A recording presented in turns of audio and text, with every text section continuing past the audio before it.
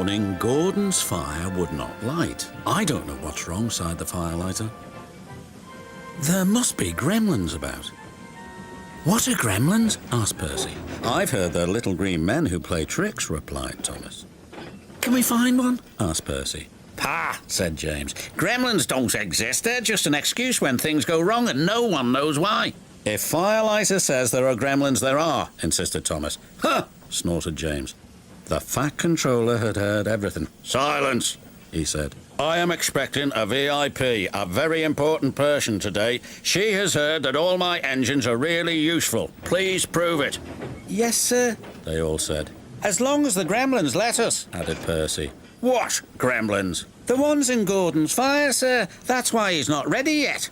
We'll see about that, thundered the Fat Controller. And he did. Gordon, I expect you to be on your best behaviour today. You are to pull the very special coach for my special visitor. But no high speeds, please. She won't like that. Gordon was proud and pleased. He was waiting for his special coach when Percy puffed in with some coal trucks. What's the matter, Gordon? You're late.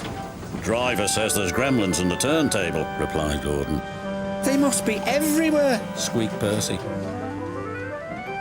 At last the turntable was mended and Gordon puffed away with the special coach. He was soon working hard to make up for lost time. After he arrived at the station, the Fat Controller became concerned. Where's Thomas? He wondered. He's supposed to be bringing my visitor from the docks. Huh, huffed Gordon. Thomas isn't really useful if he's late. But it wasn't long before Thomas arrived. I'm sorry, a cow strayed on the line and we had to wait for the farmer to take her away. But driver says your visitor is here safe and sound. Indeed she is, smiled the Fat Controller. How nice to see you.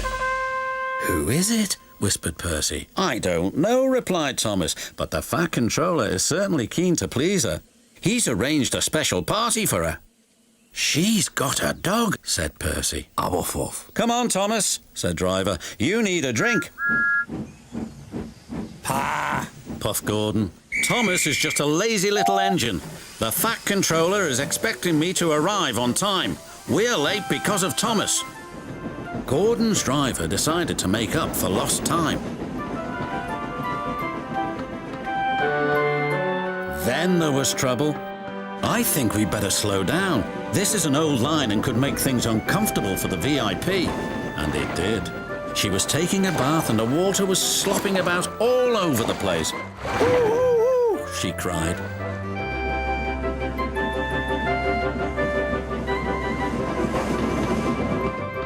Gordon was very relieved to reach his final destination, where Thomas was waiting to collect the Fat Controller and his special visitor. He blew an extra-long whistle.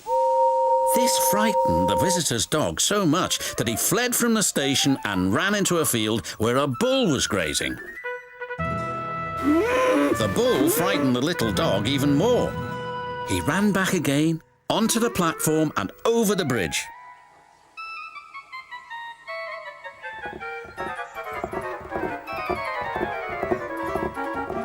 He didn't stop until he jumped straight into Thomas's cab.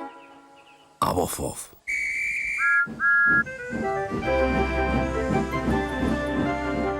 But he had a wonderful ride, all the way to the docks.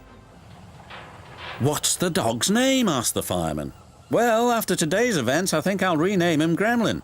The Fat Controller chuckled. In that case, I've met one at last. Ho, ho, ho. Excuse me, sir, but who is your very important visitor? Why, didn't I tell you? This lady is my mother, and she agrees with me. You are indeed really useful engines. And my mother, of course, is always right. Off off.